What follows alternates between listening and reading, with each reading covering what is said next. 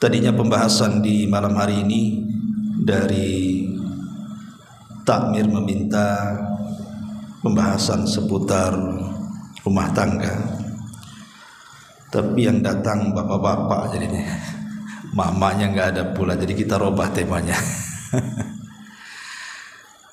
Iya, kita akan membahas seputar pentingnya istiqomah. Istiqomah di dalam memegang agama sampai kematian menjemput kita.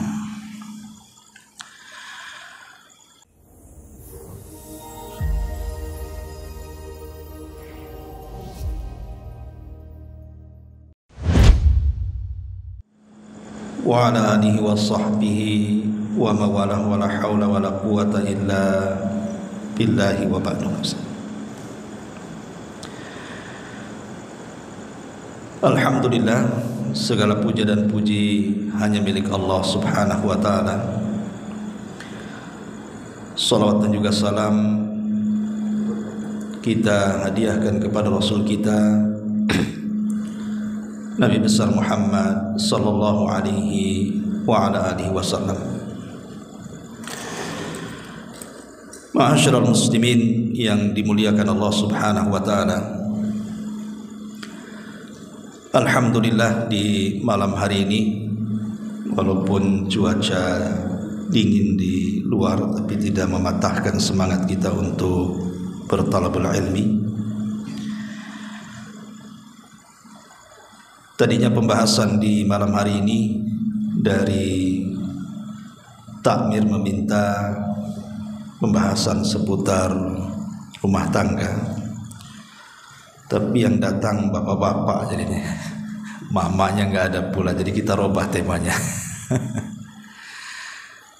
Iya, kita akan membahas seputar pentingnya istiqomah. Istiqomah di dalam memegang agama sampai kematian menjemput kita. Di dalam Al-Quranul Karim, Allah subhanahu wa ta'ala berfirman, innal ladhina qalu rabbuna Allah thumma istaqamu tatanazzalu alaihimul malaikatu alla takhafu wa la tahzanu wa abshiru bil jannati allati kuntum tu'adun. Allah subhanahu wa ta'ala mengatakan, sesungguhnya orang-orang yang mengatakan Rabb kami Allah, kemudian mereka istiqomah dengan kata-kata itu. Artinya orang yang mengatakan Rabb kami Allah, orang-orang yang senantiasa melaksanakan perintah-perintah Allah, menjauhi larangan-larangan Allah, menikmati yang dihalalkan Allah, menjauhkan yang diharamkan Allah azza wa jalla, kemudian dia istiqamah dengan 4 perkara itu, maka Allah subhanahu wa ta'ala berjanji saat kematian kita, maka Allah subhanahu wa ta'ala akan turunkan para malaikat menghibur kita, dan para malaikat akan mengatakan di telinga kita, berbahagialah, jangan sedih dan juga jangan susah hati, karena engkau sudah dijanjikan surga oleh Allah subhanahu wa ta'ala. Dari ayat ini kita dapat petik hikmah dan pelajaran bahwa orang yang senantiasa istiqamah di atas agamanya, maka hadiahnya adalah dia akan diwafatkan oleh Allah azza wa jalla dalam kondisi husnul khatimah. Ma'asyiral muslimin yang dimuliakan Allah azza wa jalla, ada beberapa kisah sebelum kita masuk tentang poin-poinnya, tentang bagaimana para ulama saat wafat, para ulama yang mengajarkan kepada kita betapa mulianya istiqomah itu. Dikisahkan dari Hasan al-Basri rahimahullahu ta'ala, lamma hadarahul mautu, ketika beliau menjelang wafatnya, dakhala alaihi rijalun min ashabihi, teman-temannya datang. Dan Imam Hasan Al-Basri ini hidup di generasi kedua setelah para sahabat, yang disebut dengan generasi tabi'in. Dan Imam Hasan Al-Basri ini terkenal sebagai Sayyidut Tabi'in, pemimpinnya para tabi'in. Dikenal keulamaannya. Bahkan ucapannya kalau bicara itu persis seperti Nabi. Untayan-untayannya itu seperti sabda Nabi. Saking indahnya. Jadi Hasan Al-Basri saat detik-detik wafatnya datang teman-temannya. Faqalu, teman-temannya mengatakan, zawwidna minka kalimatin yanfa'una Allahu azza wa jal bihinna ya imam. Wahai imam, sebelum kau mati, bisa enggak kau berikan arahan-arahan kepada kami, nasihat-nasihat kepada kami dengan kalimat-kalimat, semoga Allah memberikan manfaat kepada kami dengan kalimatmu itu. Maka Hasan Al-Basri rahimahullahu ta'ala mengatakan, inni muzawwidukum thalatha kalimat, akan aku arahkan kepada kalian 3 kalimat. Ini orang mau mati tapi bisa sempat memberikan nasihat. Kalau kita lihat hari ini orang yang mau mati itu jangan lagi ngasih nasihat, ditalkin la ilaha illallah aja tak bunyi, ya kan? Tapi begitulah kematian para ulama. Sempat-sempatnya dia ngasih nasihat. Dia mengatakan, inni muzawwidukum thalatha kalimat, aku berikan bekal kepada kalian dengan 3 kalimat. Kemudian beliau mengatakan, yang pertama, ma nuhitum anhu min amrin fakunu min atrakin nasilah. Apapun yang dilarang kepada kalian, kalau Allah dan Rasulnya melarang kalian, jadilah kalian manusia yang paling meninggalkan larangan itu. Kalau sudah Allah larang, Rasul larang, jadilah manusia yang paling menjauh dari larangan itu. Kemudian yang kedua, wa ma amartum bihi min ma'rufin fakunu min a'malin nasi bihi. Dan apapun yang diperintahkan kepada kalian dari Allah dan Rasulnya, dari kebaikan-kebaikan, maka jadilah kalian orang yang paling mengamalkannya. Kemudian yang ketiga, wa'lamu anna khuttakum khutwatun lakum wa khutwatun alaikum. Ingatlah bahwa perjalananmu di dunia ini bisa menguntungkan dirimu atau bisa merugikan dirimu.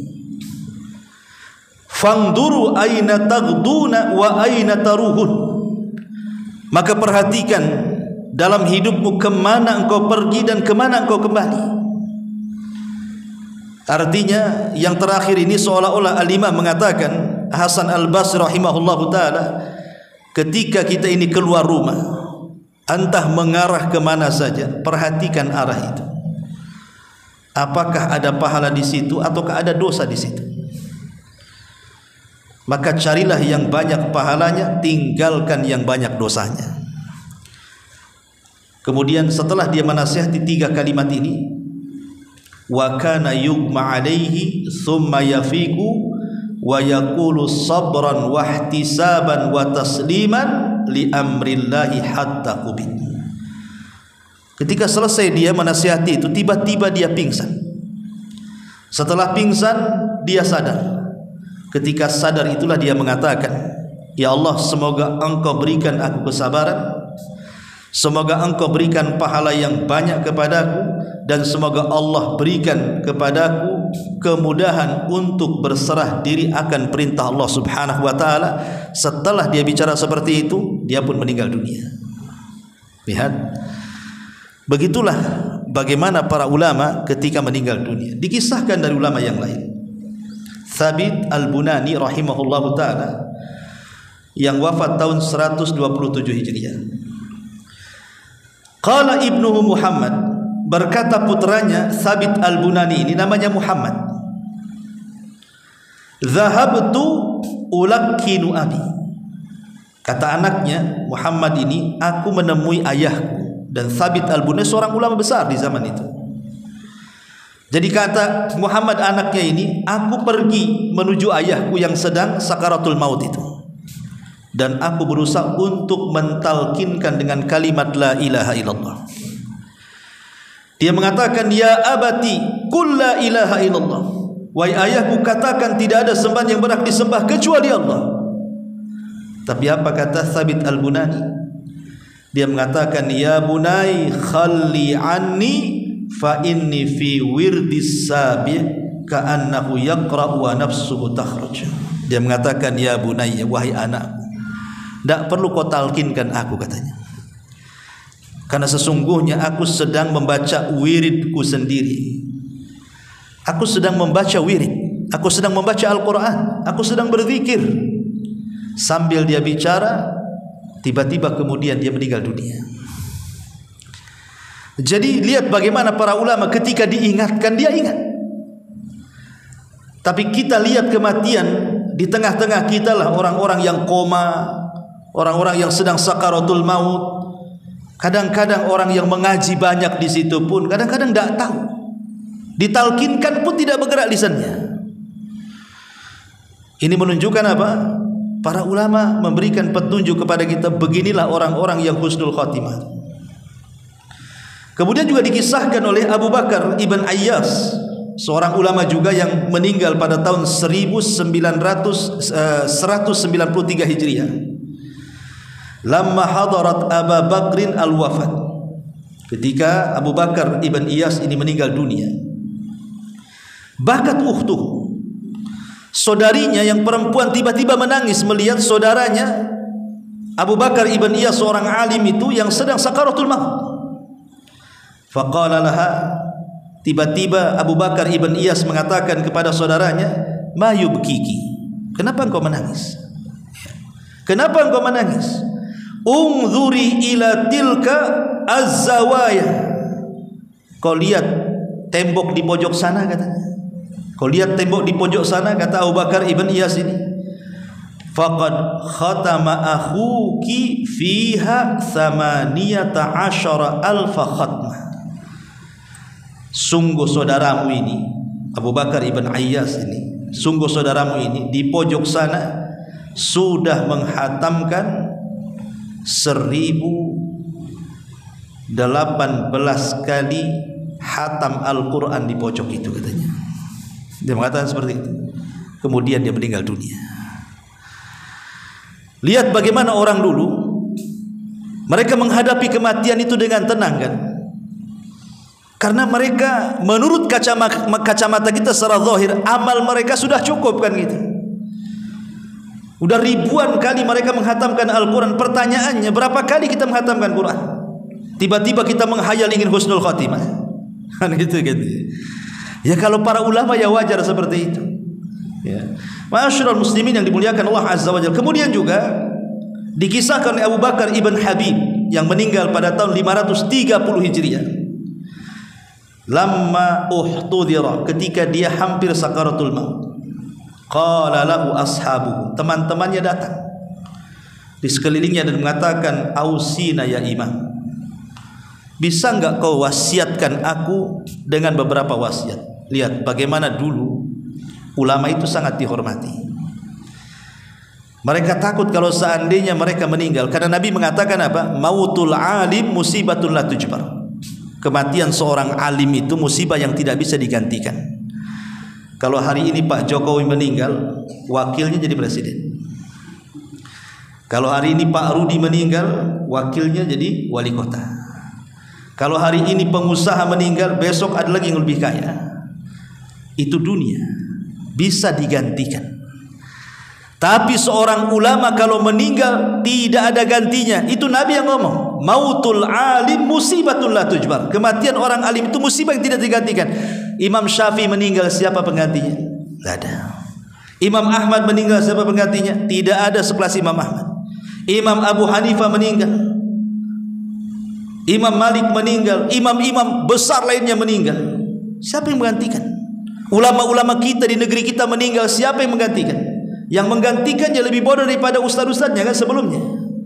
Tapi kalau presiden boleh jadi mungkin yang setelahnya lebih baik atau mungkin lebih jelek, kan begitu. Makanya Rasul mengatakan mautul ali musibatun la tujbar itu. Makanya dulu ulama itu dihargai. Kalau sekarang tidak, ulama itu diobok-obok kalau sekarang nih. Gitu ya. Wah, dimacem-macemin sekarang ini. Yang bukan ulama aja sok jadi ulama sekarang ini.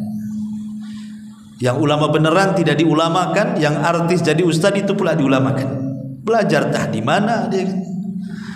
Ma'asyiral muslimin yang dimuliakan Allah Azza wa Jalla. Makanya kalau ada kematian orang alim dulu itu, mereka takut ilmunya hilang. Maka cepat-cepat saat detik wafat ini ditanya tuh. Takut ilmunya hilang. Makanya mereka mengatakan kepada Abu Bakar ibn Habib ini, ya Imam, ausina, jangan mati duluan katanya. Berikan wasiat dulu kepada kami katanya. Faqala, maka kata Abu Bakar ibn Habib, usikum bi thalathin. Kuwasiatkan sebelum matiku 3 perkara. Pertama, bi taqwallahi azza wajal, bertakwalah kalian kepada Allah. Yang kedua, wa muraqabatu fi khalawat, ingatlah Allah di waktu kau sendirian. Karena betapa banyak orang-orang yang ketika bersendirian bermaksiat pula dia kepada Allah Azza wa Jalla. Dan itu dosa yang paling besar. Kalau orang bermaksiat saat bersendirian dengan Allah, bukannya berzikir malah bermaksiat, itu bisa menghapuskan pahala sebesar gunung Tihamah, kata Rasul. Kan nanti pada hari kiamat ada orang-orang yang membawa pahala sebesar gunung Tihamah, tiba-tiba dihancurkan gara-gara maksiat yang bersendirian kita dengan Allah Azza wa Jalla. Dan sekarang maksiat yang bersendirian itu mudah. Kalau dulu maksiat yang bersendirian itu mungkin orang pacaran berdua di kuburan kan itu ya, atau di mana, nggak ada yang tahu kecuali dia dan Allah saja, dan ketiganya setannya lah di situ. Sekarang cukup dengan handphone saja bisa maksiat sendiri di kamar itu. Ya barho, ya kan, berita-berita nggak jelas, nonton film yang nggak layak ditonton, gambar-gambar. Sekarang bisa maksiat sendirian. Ma'asyiral muslim, makanya di sini dinasihati wa muraqabatuhu fil khalawat, ingat Allah saat bersendirian. Kemudian wahdharu masra'i hadza, dan ingat saat posisimu seperti aku ini, saat kalian seperti aku ini, kira-kira apa yang harus kalian siapkan. Jangan menunggu seperti aku sekarang ini. Artinya disuruh berbekal di sini. Wa tazawwadu fa inna khaira zadi taqwa, berbekalah kalian karena sebaik-baik bekallah taqwallahi azza wajalla, bertakwa kepada Allah azza wajalla. Kemudian juga dikisahkan dari ulama yang lain namanya Abul Waqti Abdul Awwal yang wafat pada tahun 553 Hijriah. Kana salihan katsira dzikri. Abul Waqti ini orangnya saleh, banyak berzikir kepada Allah Subhanahu wa taala. Lamma uhtudira, ketika detik-detik wafatnya ini, kana akhiru kalimatin qalaha, akhir ucapan sebelum wafatnya dia mengatakan apa? Ya laita qaumi ya'lamun bima ghafara li rabbi wa ja'alani minal mukramin. Duhai kiranya kaumku tahu, duhai kiranya kaumku tahu bagaimana Allah sudah mengampuni dosaku dan telah menjadikan aku termasuk orang mulia di sisinya.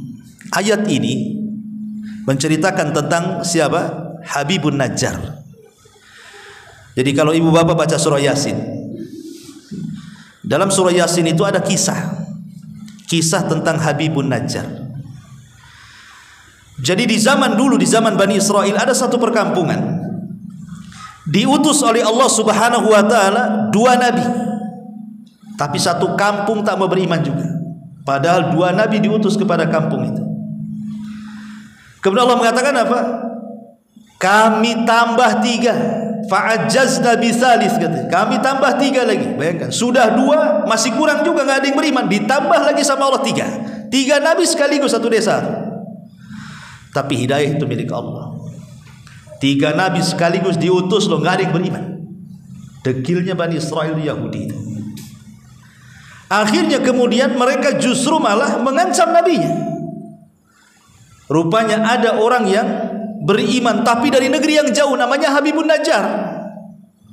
Langsung kemudian ketika 3 nyawa Nabi terancam, datang Habibun Najjar dari perbatasan kota itu. memperingati orang kampung itu dan mengatakan, kalian bersyukurlah sudah ada 3 nabi ini. Kok kalian tidak beriman? Jangan sakiti mereka, bahaya. Justru kemudian Habib bin Najjar ditangkap. Habis ditangkap kemudian dipendam setengah badan, kemudian dirajam hidup-hidup sampai mati. Lah Habib bin Najjar ini saat mati dia baca ayat ini. Diabadikan dalam Al-Qur'an, ya laita qaumi ya'lamun bima ghafara li rabbi wa ja'alani minal mukramin. Karena saat dia meninggal, dia digambarkan dia berada di surga. Makanya dia mengatakan, duhai kiranya kaumku tahu Allah sudah mengampuni dosa-dosaku dan telah menjadikan aku termasuk orang mulia. Ya tapi kan tidak mungkin kedengaran, orang sudah mati. Ya, dia hanya ngomong untuk dirinya sendiri saja. Makanya kemudian ayat ini pula yang dibaca oleh Abul Waqti Abdul Awwal ketika meninggal dunia. Makanya terkadang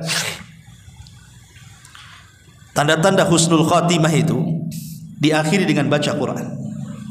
Ada seorang syekh bercerita, jadi di Riyadh di Arab Saudi sana ada anak muda itu kecintaannya kepada Quran luar biasa, luar biasa. Dalam bus dia baca Quran, dalam pesawat dia baca Quran, ketika di mobil dia baca Quran, ketika di halte dia baca Quran. Pokoknya di mana saja dia tidak lepas daripada Quran saku dan dia baca terus tanpa ada perasaan malu. Coba kalau anak-anak muda zaman sekarang naik kereta, keluarkan Quran kemudian baca, di sampingnya ada gadis cantik, tak jadi, ya kan? Malu. Jangankan baca Quran, waktunya sholat pun tak mau sholat dia. Coba bayangkan. Zaman sekarang ini seperti itu karena tidak ada iman lagi sudah. Allah takdirkan anak muda ini berada di dalam mobil, rupanya mobilnya kecelakaan, tabrakan. Ya. Semua mati di tempat. Anak muda ini pula sekarat. Akhirnya kemudian anak muda ini diselamatkan, dibawa ke mustasfa, ke rumah sakit. Sepanjang jalan dia terus membaca Al-Quran. Ketika kemudian dia sudah terbaring di ruang ICU, kemudian gurunya datang, seorang syekh itu berusaha mentalkin, tapi dia terus membaca suratun Najm. Wan najmi idza hawa ma dhalla sahibukum wa ma ghawa wa ma yantiqu anil hawa in huwa illa wahyun yuha. Diulang-ulang ayat ini dan dia mati di ujung ayat wa ma yantiqu anil hawa in huwa illa wahyun yuha. Dan tidaklah Muhammad itu berucap dengan hawa nafsunya, yang diucapkanlah wahyu yang diwahyukan kepadanya, kemudian dia meninggal. Itulah Al-Quran. Ya. Ma'asyiral muslimin yang dimuliakan Allah Azza wa Jalla. Tapi ada juga orang-orang yang meninggal itu subhanallah. Sampai-sampai seorang syekh ini bercerita juga, seorang syekh ini su'ul khatimah betul. Ayahnya seorang alim, tapi anaknya orang jahat, akhlaknya buruk, mungkin karena sudah terkena pergaulan bebas di Saudi juga. Dan orang tuanya tidak tahu kalau anaknya itu sudah narkoba, sudah mungkin berzina dan begitu seterusnya. Orang tuanya tidak tahu. Taunya adalah ketika terjadi kecelakaan, kemudian dibawa ke rumah sakit karena bapaknya seorang alim, maka berusaha mentalkin anak muda ini. Tapi apa yang terjadi? Setiap dikatakan ya bunayya qul la ilaha illallah, wahai anakku katakan la ilaha illallah, tapi apa yang keluar? Yang keluar nama gadis-gadis yang pernah dizinahinya, dan dia masih hafal namanya dan dia sebut satu persatu, dan yang terakhir ketika disebut disitulah nyawanya terakhir keluar. Auzubillah. Sul khatimah. Ya. Ma'asyiral muslimin yang dimuliakan Allah Subhanahu wa taala. Makanya kenapa Nabi SAW selalu meminta kepada kita umatnya, menganjurkan umatnya untuk berdoa agar kita wafat di atas kebaikan. Abdurrahman ibn al-Aswad juga dikisahkan ulama yang meninggal pada tahun 99 Hijriah. Lamma uhtudir Abdurrahman ibn Aswad, ketika Abdurrahman ibn Aswad ini detik-detik wafatnya, baka dia menangis. Faqila lahu, dikatakan kepadanya, wa ma yubkika ya imam, apa yang membuat anda menangis wahai imam? Qala, dia mengatakan, asafan ala saumi was salat, menyesal aku tidak memperbanyak puasa dan salat, katanya. Padahal dia ulama besar, dia ahli salat dia ahli puasa, tapi dia masih menyesal dia kurang dalam puasa dan sholat. Lah kita lo tidak pernah menambah dari yang wajib. Kadang puasa sunnah malas, sholat sunnah malas, qiyamul lail malas, kan itu. Cemana pula akan mengatakan seperti ini? Harusnya kata-kata ini kan pantas untuk kita. Tapi dia ulama yang ahli sholat, ahli puasa masih mengatakan, ya asafa ala saumi was salah, katanya. Duhai kiranya aku ketika masih sehat betul-betul merajinkan kembali puasa dan sholat. Walam yazal yaqra'ul Quran, setelah itu dia terus membaca Al-Quran hatta mata, sampai meninggal dunia. Kemudian juga dikisahkan oleh Sulaiman At-Taimi yang wafat pada tahun 143 Hijriah. Qala ibnu, yang berkata ini adalah putranya. Hina hadara abil mautu, ketika ayahku meninggal dunia, Sulaiman At-Taimi, qala li, dia mengatakan kepadaku, ya bunai, hadithni bi rukhsi la'alli alqallaha ta'ala wa ana husnu dhanubi. Wahai anakku, kisahkan kepadaku, mungkin dengan rukhsah, keringanan-keringanan yang pernah kau dapatkan dari ilmumu kepadaku, supaya aku bisa berjumpa dengan Allah dan aku dalam kondisi berbaik sangka dengan Allah. Ikhwan, ibu-ibu yang dimuliakan Allah Azza wa Jalla, ini termasuk sunnah yang kadang-kadang mahjurah, ditinggalkan. Orang yang sakit itu, orang yang sakit parah itu, setan lebih dekat dengan dia dibandingkan malaikat. Orang yang sakit parah itu setan lebih dekat, karena setan tidak mau ada dari hamba-hamba Allah yang meninggal dunia kemudian dia husnul khatimah, karena itu kesempatan terakhir menggoda dia masalahnya. Makanya setan itu akan berusaha menghubungi orang yang sakit parah, jangan sampai detik-detik wafatnya kemudian lepas pula dari jeratan setan. Itu sangat rugi setan itu, karena masalahnya dia akan mati kan, udah gak ada kesempatan menggoda lagi. Makanya setan akan menghubungi orang sakit. Makanya lihat orang-orang sakit, terutama yang sudah parah, apalagi sudah lama, apalagi sudah terbaring, ucapannya aneh-aneh kan. Terkadang lebih baik mati daripada hidup, putus asa, kecapean menahan sakitnya, sudah tidak sabar lagi, tidak mengharap pahala lagi. Karena apa? Setan masuk supaya dia apa? Putus asa. Padahal Nabi SAW pernah mengatakan kepada Abbas, pamannya, saat sakit parahnya, dan mengatakan, ini Rasul ngomong sama pamannya Abbas tuh, hei Abbas, pamanku, jangan sekali-kali kau berandai-andai dengan kematian. Sebab kalau seandainya penyakitmu Allah sembuhkan dan engkau orang baik, engkau bisa menambah pahala. Tapi kalau engkau orang jahat, kau ada kesempatan bertobat. Ya. Kalau engkau orang jahat, tiba-tiba disembuhkan penyakitmu, kau ada kesempatan bertobat. Tapi kalau engkau orang baik, kau bisa menambah pahala, kata Nabi. Tetapi kalau memang harus mengucapkan, karena sudah tidak tahan lagi, maka katakanlah, ya Allah, kalau memang kematianku lebih baik, matikan saja. Tapi kalau kehidupanku lebih baik, maka sembuhkan. Karena saat itu setan akan berkumpul kepada orang sakit itu. Makanya di sini kenapa kemudian Sulaiman At-Taimi ini mengatakan, agar jangan sampai ketika aku meninggal aku bersuudzon kepada Allah, tapi supaya aku berhusnudzon, berbaik sangka kepada Allah. Makanya kita sebagai orang hidup, kalau seandainya kita berkunjung kepada orang sakit itu, jangan sekali-kali menceritakan keburukan orang yang sakit. Ya, pamannya ada orang sakit parah nih, kita datang, sebutkan aja kebaikannya, sebutkan, walaupun sebenarnya dia bukan orang baik, tapi sebutkan saja kebaikannya. Duh sayang, memang orang baik diuji seperti ini, padahal dia orang jahat, padahal nggak apa-apa ngomong gitu saja. Ya. Atau kapan lagi lah kita ke masjid, kapan lagi kita ini, dan begitu seterusnya. Sebab orang sakit mendengarkan orang di sekitarnya. Kalau suara yang masuk itu kebaikan, maka akan menghilangkan memori-memori maksiatnya, dan yang diingat kebaikan yang diceritakan orang sekitarnya. Boleh jadi dengan itu dia tidak akan putus asa dari rahmat Allah, dan kalaupun dia meninggal minimalnya ada husnudzon, berbaik sangka dengan Allah. Tapi kalau kita ceritakan keburukannya, cepatlah sembuh, kita maling lagi, kita ngerampok lagi, kita mabuk lagi, itu kan dosa semua, ya kan? Ya. Cepat sembuh. Kapan kita narkoba lagi?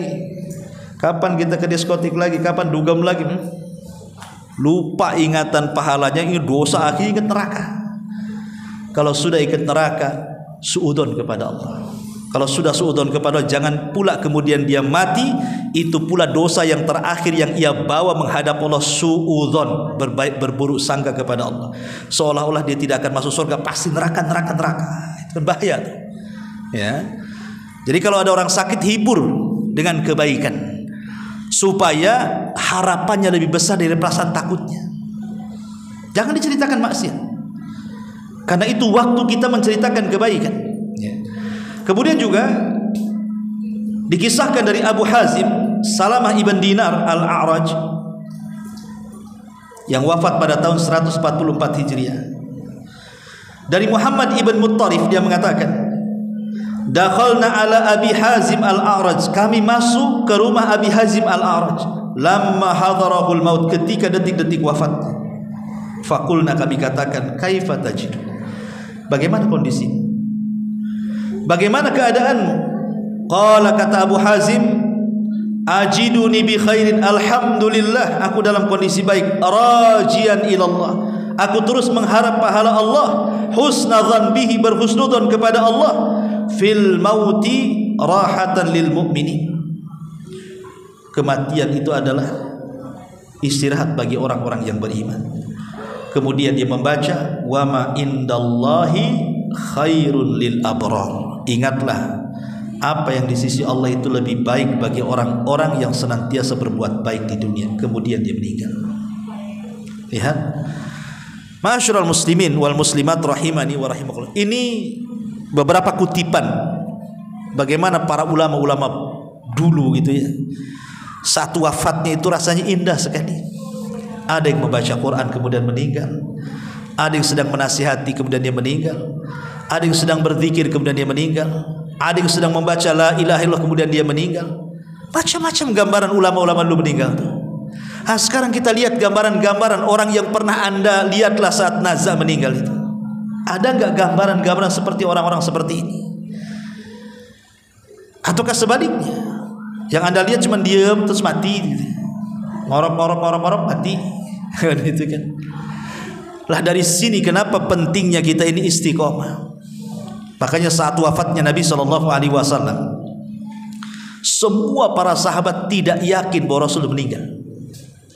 Umar sampai sesumbar dan mengatakan, siapa yang mengatakan Muhammad sudah mati, ku penggal lehernya. Dia itu hanya sedang pergi 40 hari saja, nanti dihidup lagi dan akan mematahkan tangan dan kaki orang munafik itu. Saking gak percayanya Nabi itu wafat. Ali tidak bisa bangun kayak orang gila. Utsman lemas langsung. Semua para sahabat tidak sanggup bangkit karena gak yakin Nabi meninggal, kecuali Abu Bakar. Abu Bakar Siddiq radhiyallahu an tiba-tiba datang karena dia tidak tahu kalau Rasul meninggal. Dia dihabari Rasul meninggal. Kemudian dia datang dengan berusaha tenang, masuk ke kamar Aisyah radhiyallahu anha, putrinya. Kemudian disingkaplah wajah Rasul yang ditutupi kain, kemudian dicium keningnya dan mengatakan, tibta anta hayyan wa mayyitan ya Rasulullah, sungguh indah jasadmu baik ketika hidup ataupun ketika mati wahai Rasul. Kemudian ditutup. Kemudian Abu Bakar keluar langsung berkhutbah. Ini Umar sedang sesumber bawa pedang tuh. Siapa yang mengatakan Muhammad mati, ku penggal lehernya. Kata Abu Bakar, uskut ya Umar, diam, duduk, suruh duduk. Ya. Tapi Umar tak mau duduk juga. Akhirnya Abu Bakar gak peduli dengan Umar, naik dia ke atas mimbar. Kemudian dia mengatakan di hadapan umat Rasul dan mengatakan, man kana minkum ya'budu Muhammadan fa inna Muhammadan qad mat. Siapa di antara kalian yang masih menyembah Muhammad, lihat Muhammad sudah mati. Wa man kana ya'budullaha fa innallaha hayyun la yamut. Tapi siapa di antara kalian yang masih menyembah Allah, Allah zat yang tetap hidup dan tidak akan mati. Barulah kata para sahabat, setelah Abu Bakar mengingatkan kami, apalagi kemudian membacakan ayat wa ma Muhammadun illa rasulun qad khalat min qablihi rusul afa imitta aw qutilan qalabtum ala aqabikum wa man yanqalibu ala akibaihi falan yadurrallaha syai'a wa sayazillahu syakirin. Tidaklah Muhammad itu sama dengan rasul-rasul sebelumnya. Apakah kalau dia mati atau terbunuh kalian akan murtad lagi? siapa yang murtad ke belakang kalian tidak memadaratkan Allah sama sekali, karena Allah hanya membalas orang-orang yang bersyukur saja. Sahabat mengatakan, ketika Abu Bakar mengingatkan kami dengan ayat itu, baru kami sadar Nabi itu sudah meninggal. Tapi lihat bagaimana Abu Bakar Siddiq radhiyallahu memberikan kesemangatan apa? Untuk istiqomah. Ini wasiat istiqomah Abu Bakar. Yang kalian sembah itu bukan Muhammad, yang kalian sembah itu Allah. Ubudullah hatta ya'tiyakal yakin. Sembahlah Allah sampai mati. Karena Rasul-Rasul Muhammad ini sama dengan Rasul yang lainnya, sama dengan Musa sudah meninggal, sama dengan Isa diangkat ke langit, sama dengan yang lainnya juga meninggal. Semua kita akan meninggal. Tetapi namanya beribadah itu tetap kita harus terus tidak boleh terputus kepada Allah Subhanahu wa taala. Itu namanya istiqomah. Abu Bakar mengingatkan soal istiqomah ini. Karena di zaman sekarang, ikhwatu fiddin muliakan Allah Azza wa Jalla, ini zaman fitnah. Syubhat dan syahwat itu sudah merajalela di tengah kita ini. Apa itu syubhat? Syubhat ini kerancauan dalam beragama. Coba sekarang lihat di media-media sosial itu, macam-macam ajaran ada di situ. Karena apalagi di negeri kita ini, ikhwan, orang Arab mengistilahkan apa? Likulli sakitin lakit. Setiap yang jatuh pasti ada yang mengut. Maknanya ajaran apapun, sesesat apapun ada pengikutnya tuh di negeri kita. Yang ngaku Imam Mahdi ada juga pengikutnya. Imam Mahdi laki-laki, Indonesia perempuan pula ngaku Imam Mahdi. Dia Aiden tuh. Ya. Yang ngaku Tuhan pun ada pengikutnya. Ya mungkin pengikutnya di dunia medsos mungkin kita ada nge-like juga kan gitu ya. Macam-macam, yang enggak sholat aja ada pengikutnya. Na'udzubillah di negeri kita ini. Ini penyakit syubhat namanya. Adapun penyakit syahwat ada macam-macam lah. Sekarang kita ini dipertontonkan dengan macam-macam syahwat kan. Dengan maksiat-maksiat depan kita ini, dari diskotiknya, dari narkobanya, dari maboknya, dari perempuan, macam-macam. Dengan hubud dunianya, kecintaan kita kepada dunianya itu. Lah kita dihadapkan dengan fitnah yang seperti ini. Kalau kita tidak istiqomah, mungkin kita mudah akan, hati kita ini akan condong, mungkin condong kepada syahwat, atau mungkin condong kepada syubhat. Mungkin rusak agama kita atau rusak akhlak kita. Sebab kalau terkena syubhat rusak agama kita, kalau terkena syahwat rusak akhlak kita. Padahal yang menjadikan manusia baik itu adalah agama dan akhlak. Kalau bisa mengawinkan agama dan akhlak itu, jadi orang baik kita. Tapi sekarang agama diserang, akhlak pula diserang. Makanya kalau tidak istiqomah susah sekali. Lalu apa saja supaya kita ini bisa istiqomah sampai kematian kita? Saya akan sebutkan 15 perkara dengan singkat karena juga waktu.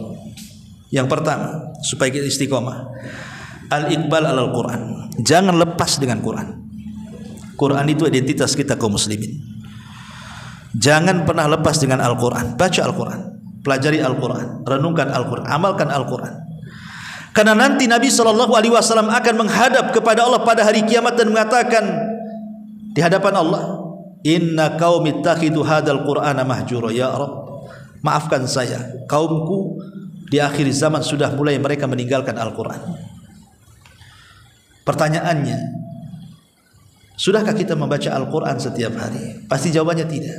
Setiap minggu? Tidak juga. Setiap bulan? Tidak juga. Nunggu Ramadan Ustaz? Tidak juga Ramadan tuh. Dia enggak tarawih juga rupanya. Kapan baca Quran kalau begitu? Ya. Padahal itu yang membuat kita istiqomah. Kemudian yang kedua, iltizam syar'illahi wal amali salih. Berusaha untuk iltizam, mengokohkan diri untuk berpegang dengan syariat Allah dan berusaha untuk beramal saleh. Kalau seandainya kita diberikan oleh Allah kekuatan, ikhwatu fiddin yang dimuliakan Allah Azza wa Jalla, ibu-ibu dan bapak-bapak juga, cobalah setiap hari itu ada amalan yang kita amalkan. Amalan apa sajalah selain yang diwajibkan. Entah berupa zikir, entah berupa baca Quran, entah berupa menolong orang, entah berupa silaturahim, terserah. Kan amal soleh kan banyak, tapi minimalnya setiap hari ada. Makanya ketika Rasul mengumpulkan para sahabat, apa kata Rasulullah? Siapa di antara kalian yang puasa? Tidak ada yang jawab. Abu Bakar mengatakan saya. Siapa di antara kalian yang hari ini mengunjungi orang sakit?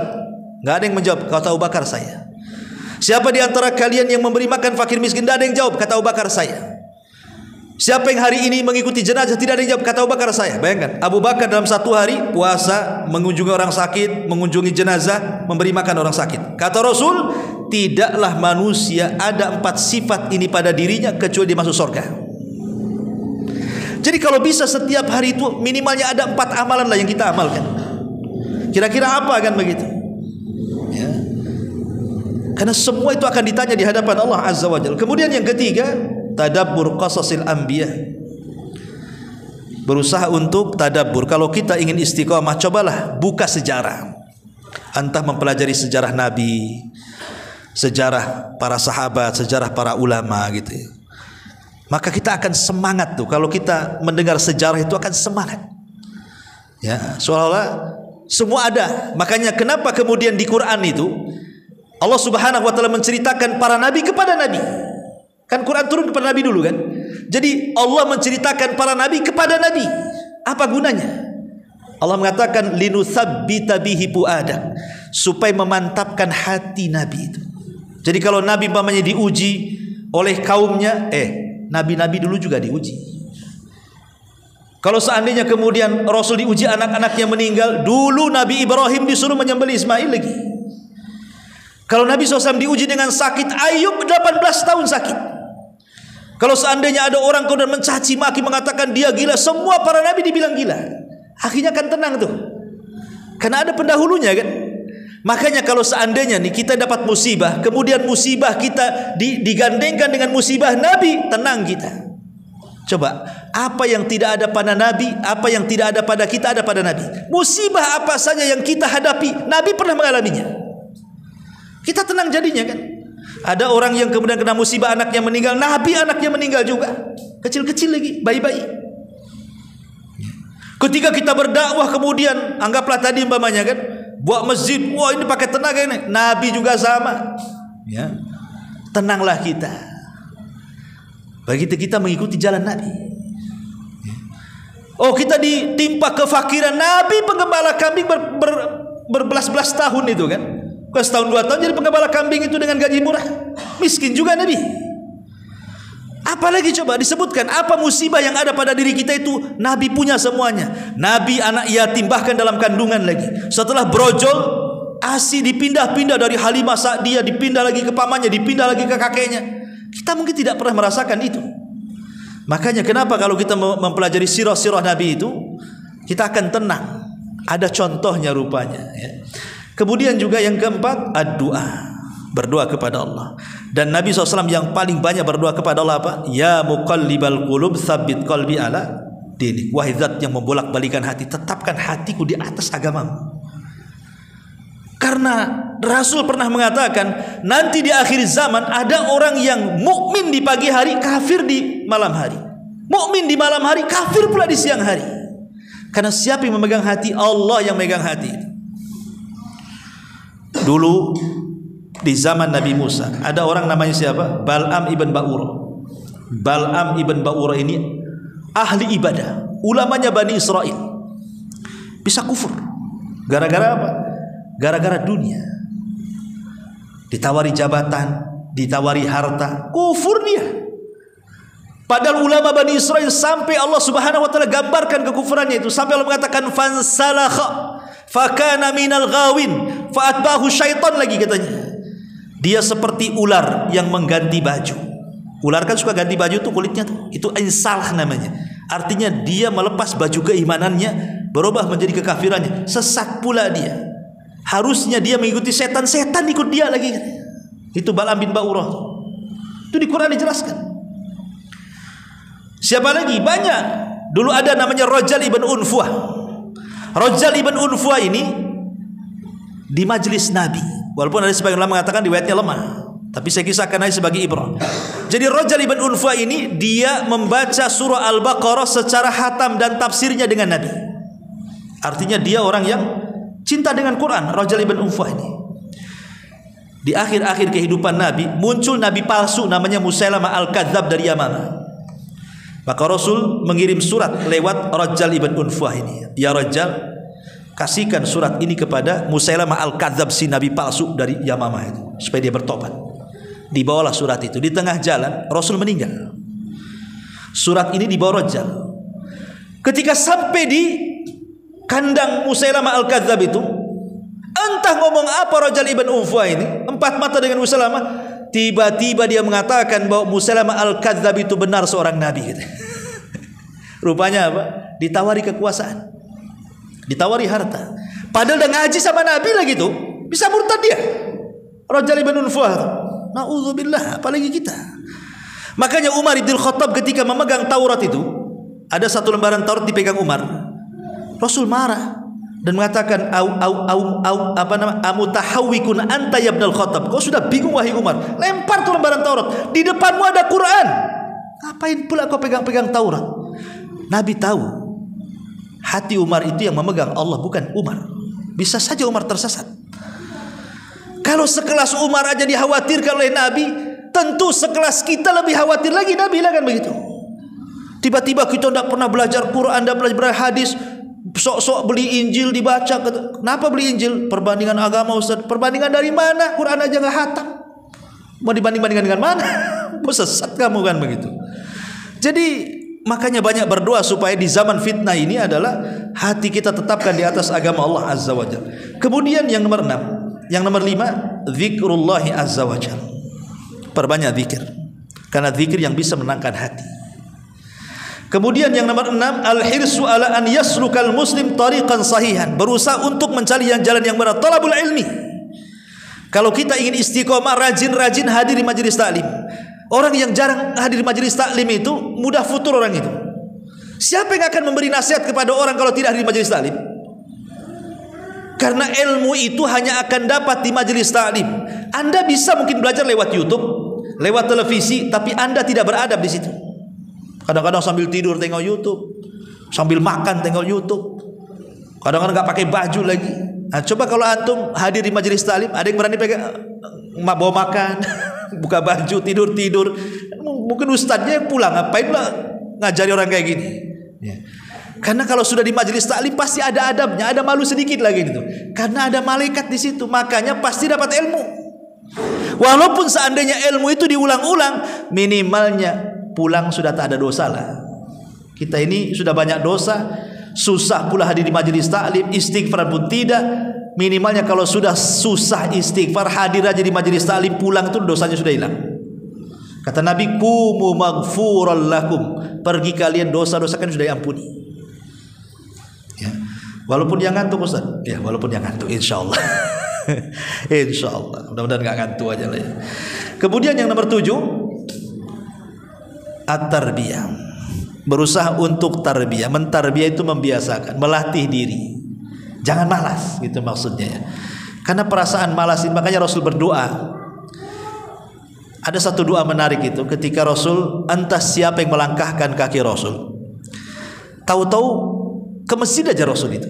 Rupanya di masjid itu ada Abu Umamah Al-Ansari. Lagi bingung, stres. Kata Rasul, "Hei Abu Umamah, ngapain kau di sini? Ini kan bukan waktu sholat, karena waktu itu di waktu duha. Waktu duha orang kerja. Ngapain kau di masjid?" katanya. Apa kata Abu Umamah? "Humumun lazimatni ya Rasulullah. Humumun lazimatni wa duyunun ya Rasul." Bingung, stres, banyak hutang wahai Rasul. Rupanya ada juga sahabat yang stres hutang. Bukan kita aja, sahabat pun ada yang berhutang, stres dengan hutangnya. Karena hutang itu, apa kata istilahnya para ulama itu? Stres di malam hari, hilang di siang hari. Nah, itulah.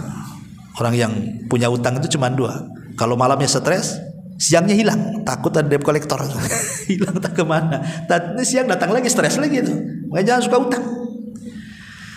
Jadi kata Nabi SAW, "Ya Aba Umamah, maukah ku ajarkan kepadamu beberapa kalimat? Kalau kau baca, ku yakin stresmu hilang, hutangmu terlunasi," katanya. Wah, kata Abu Umamah, mau saya itu Rasul. Apa tuh kalimat tuh? Katanya. Maka Nabi SAW mengajarkan, katakan, "Ya Aba Umamah, setiap pagi dan petang, Allahumma inni a'udzubika minal hammi wal hazan. Minal hammi wal hazan, wal ajzi wal kasal, wal jubni wal bukhli, wa wa ghalabati daini wa qahrir rijal." 8 kalimat diajarkan Nabi. Ya Allah, saya berlindung kepada minal hammi wal hazan. Ham artinya bingung, Hazan artinya sedih. Bingung menghadapi perkara yang dihadapi dan yang akan datang, sedih karena menghadapi yang sudah berlalu. Itu artinya. Ya, kalau yang berlalu kan sedih kita kan namanya. Kita dulu pernah kaya jadi miskin, sedih. Dulu masih jadi polisi, sudah purnawirawan, sedih kan itu. Udah pensiun sedih kan itu. Tapi kalau bingung ini sesuatu yang akan dihadapi, besok mau makan apa, besok mau usaha apa, itu namanya bingung tuh. Ya. Kita berlindung dari dua-duanya. Dari bingung dan dari sedih. Kemudian minal ajzi wal kasal. Kita berlindung kepada Allah dari kelemahan dan kemalasan. Ini dua penyakit bahaya ini. Lemah, malas, bahaya. Apa bedanya? Kalau malas dengan ajzi, dengan apa namanya, lemah itu. Kalau lemah itu orang pengen sholat, dia kepengen, tapi karena sakit stroke nggak bisa ke masjid, itu namanya lemah. Pengen ke masjid tapi lemah, nggak bisa datang. Malas bahaya, ya. Ada panggilan azan, dia bisa jalan tapi tak mau jalan, itu namanya lemah. Apa namanya? Malas tuh namanya. Kan beda kan? Kalau malas itu bisa jalan tak mau jalan, tapi kalau lemah gimana pula namanya lemah. Dua-duanya kita berlindung kepada Allah. Dua-duanya kita berlindung kepada Allah. Makanya kita berlindung dari kemalasan. Karena malas ini penyakit apa yang dilakukan orang malas? Coba tidur. Dunia saja tidak mungkin dicapai, dia apalagi agama. Orang malas itu dua-duanya ngerokok sana sini. Kayak orang stres orang malas itu. Kita berlindung dari dua-duanya itu. Malas sama al-az. Ya, sama kelemahan. Kemudian minal jubni wal kasal. Minal jubni wal bukhli. Kita berlindung dari kebakhilan dan kepengecutan. Orang bakhil ini bahaya sekali. Kemudian juga pengecut. Orang pengecut ini takut. Jangankan lagi mau usaha, mau lewat di tempat yang ada kuburannya tak jadi. Nanti kalau sudah sampai itu digas motornya 100 tuh. Bisa nabrak-nabrak itu. Itulah orang-orang penakut tuh kayak gitu. Tergesa-gesa. Dan yang terakhir, berlindung dari terkalahkan oleh hutang ataupun jasa orang. Kadang-kadang orang kalau sudah banyak jasa kepada kita, kemudian kita disuruh tegur, bisa nggak kau nasihati si An? Nggak bisa saya. Kenapa? Jasanya banyak sama saya. Nggak bisa menyampaikan kebenaran jadinya kan. Maka kita berlindung dari dua-duanya tuh. Makanya istiqomah itu harus ada tarbiyah, jangan malas. Ya. Jadi ada ijtihad. Kemudian juga yang ke-8, as-siqatu bitariq, harus yakin dengan apa yang sudah kita yakini. Kemudian juga yang nomor 9, mumarasatu da'wati ilallah, berusaha untuk membiasakan ngajak orang kepada kebaikan. Walaupun kita belum baik 100%, ajak manusia kepada kebaikan. Kalau maling, ketemu maling, kemudian maling tidak mengatakan jangan maling, dua-duanya maling sampai kiamat. Bisa dipahami ya? Tapi kalau maling bilang, jangan maling, boleh jadi salah satunya tobat. Masa saya maling teriak jangan maling, kau masih maling, saya enggak, malulah kan itu. Atau dia masih maling, kawannya, betul juga kau. Akhirnya kan, kalau kita memberikan nasihat nunggu kita baik 100%, enggak akan bisa memberikan nasihat. Yang penting biasakan aja nasihat-nasihat. Boleh jadi dengan sebab itu hidayah kepada kita, itu maksudnya. Itulah istiqomahnya di situ. Kemudian juga yang nomor 10, al-iltifat haulal anasir muthbitah. Berusaha untuk mengambil anasir, maksudnya poin-poin terpenting dalam hidup itu. Ibadah itu banyak, tapi ambillah yang paling penting dengan itu. Entah wajibnya dulu. Ya, kita biasakan yang wajib dulu. Ini aneh. Orang tidak pernah sholat wajib. Orang tidak pernah sama sekali sholat, tapi kalau masuk Ramadan, puasa pula dia. Puasa tuh. Nanti kalau dekat-dekat mau buka puasa tuh, sempat-sempatnya dia tanya korma. Mana korma kok kata dibeli bu? Kenapa korma? Itu sunnah Nabi katanya. Loh, kalau sunnah ingat dia. Sholat yang wajib tak ingat. Tarawih dia tarawih, duhur pula tidak. Ini kan kurang ajar. Yang wajib kemana, yang sunnah kemana kan? Aduh, otaknya udah error. Kemudian juga yang nomor 11, as-siqatu binasrillah wa annal mustaqbalil Islam. Ingat, pertolongan itu datang dari Allah. Terkadang orang itu berpikir seperti ini. Kan di Quran itu kan sudah jelas ya. Orang-orang yang beriman itu kan janji-janji Allah banyak sekali akan diberikan kepada orang-orang beriman. Contoh, Allah mengatakan Innallaha yudafi'u 'anil ladzina amanu. Allah itu akan menolong, akan membela orang-orang yang beriman. Kemudian Allah mengatakan wa kana haqqan 'alaina nasrul mu'minin. Kewajiban bagi kami menolong orang-orang yang beriman. Dan Allah mengatakan man 'amila salihan min dzakarin aw untha wa huwa mu'minun falanuhyiyannahu hayatan thayyibah. Barang siapa yang beramal saleh dari laki-laki dan perempuan dan dia beriman, kami akan berikan kehidupan yang layak untuk dia. Bahkan Allah mengatakan wa'adallahu alladzina amanu wa amilus shalihat la yastakhlifannakum fil ardi. Allah sudah janjikan kepada orang yang beriman dan beramal saleh akan diberikan kekuasaan di permukaan bumi. Lihat, orang yang beriman pertama dibela Allah, ditolong Allah, diberikan kehidupan yang layak Allah, bahkan diberikan kekuasaan lagi oleh Allah. Pertanyaannya, Ustadz, rasa-rasanya saya sudah beriman, tapi mana pertolongan Allah katanya? Kok saya gini-gini saja hidupnya, ngontrak-ngontrak saja hidupnya, usahanya tidak pernah jalan-jalan. Saya sudah sholat kok, sudah puasa, sudah ngaji. Apa betul yang berkuasa sekarang di dunia umat Islam? Rasa-rasanya saya sudah beriman, Ustaz. Manalah pertolongan Allah itu? Katanya janjinya banyak. Dia tidak sadar bahasa dia. Dia kan baru rasanya tuh. Anda ini beriman baru rasanya. Supermi rasa ayam. Ada ayamnya di situ? Kan baru rasanya saja, tak ada ayamnya di situ. Jadi kalau baru rasanya belum ada imannya, percuma saja. Karena iman tidak bisa dirasa. Iman itu diaplikasikan lewat keyakinan, kemudian lewat lisan, kemudian lewat perbuatan. Kalau hanya ngomong gitu saja tidak bisa. Jadi makanya harus betul-betul thiqah, yakin dengan pertolongan Allah.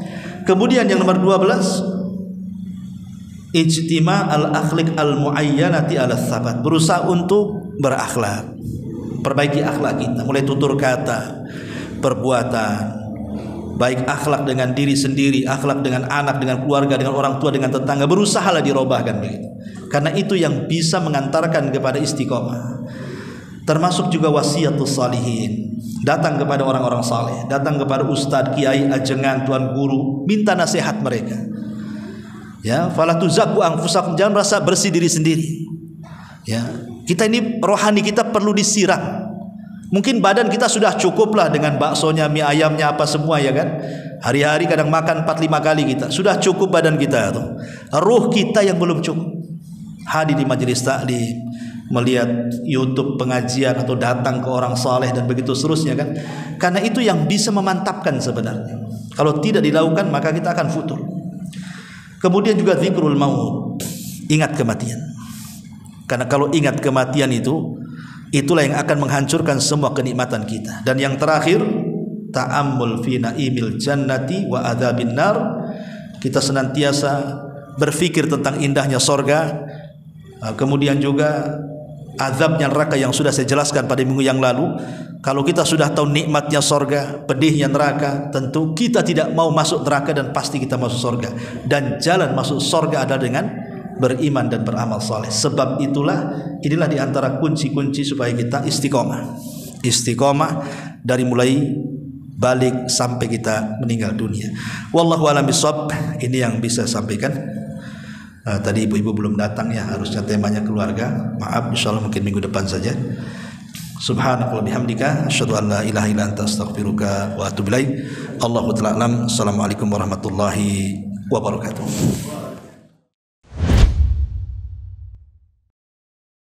Intinya bahwa tolong berakhlak kepada Allah. Membahas tafsir dari surah Al-Imran. Lahirlah Imam Muslim, Abi Dawud, Tirmidzi, Ibnu Hibban. Jadi ketika Yunus alaihi salatu wassalam terkena undian itu,